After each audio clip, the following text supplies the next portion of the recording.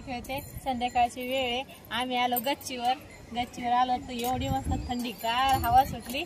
तर चला म्हणलं जरासा पाहा म्हणलं गावचं वातावरण कसं आहे. तर गावाचं वातावरण पहा कसं आहे तुम्हाला जरासं फिरून दाखवते मी. आणि आमच्या गच्चीवरून पहा ते पाळेश्वर महाराजाचं मंदिर आहे. आमच्या गावामध्ये प्रसिद्ध आहे बरं का ते मंदिर. तर ते पहा इथून लगेच स्पष्ट दिसते. तुम्हाला दाखवते मी. दिसते ना. चला मला थोडंसं शांत वातावरण किती मस्त वाटतं पहा बरं संध्याकाळचं बाहेर. त्याच्यामुळे म्हटलं थोडंसं बसावं गच्चीवर येऊन.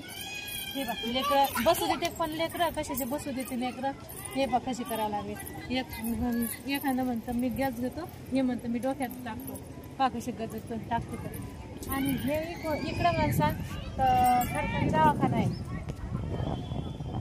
ते बघ स्पष्ट दिसतं सरकारी दवाखाना भरपूर मोठा आहे. आणि तिथं ॲम्ब्युलन्स उभी आहे तुम्हाला दिसतच असं ते बघ. आणि ह्या कोपऱ्यात माणसा तर ते लास आणलेली तिथं नेतात. तर ते तिथं ती रूम पेशंट. आणि ही पण आहे ना हे बघ पाण्याच्या टाक्या आहेत. म्हणजे आमचं घर आहे का नाही बराबर असे मध्यभागी आहे. इकडून मंदिर इकडून पाण्याच्या दवाखाना. आणि इथंच तुम्हाला दाखवते मी समोर हे झाडाचे आणि जास्त दिसणार नाही. हे पहा इथं शाळा आहे. माझ्या घराच्या फक्त एक घर अंतर आहे तिथं शाळा आहे.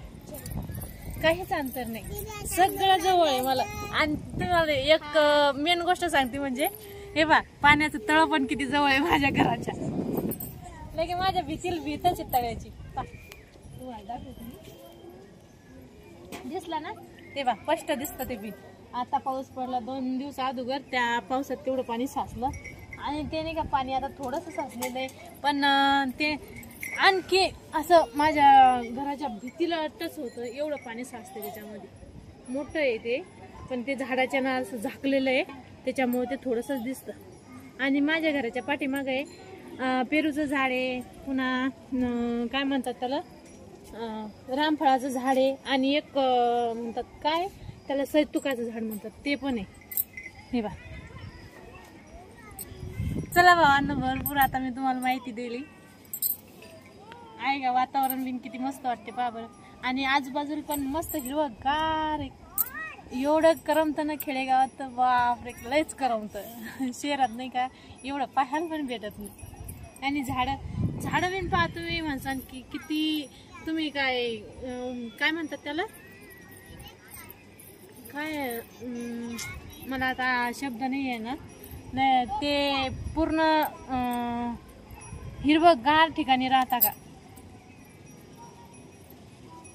हे बघ सगळे कोण झाडच आहे असं म्हणायचं काम नाही की झाड नाही काय नाही. मस्त करमत लगे पा. तर भावांनो बाय. गज लागत असतो वरती याच्यासाठीच आणत नाही मी तुम्हाला. चला तर भावांनो बाय. धन्यवाद. ए बाबू लागलं ठेवा चला आता.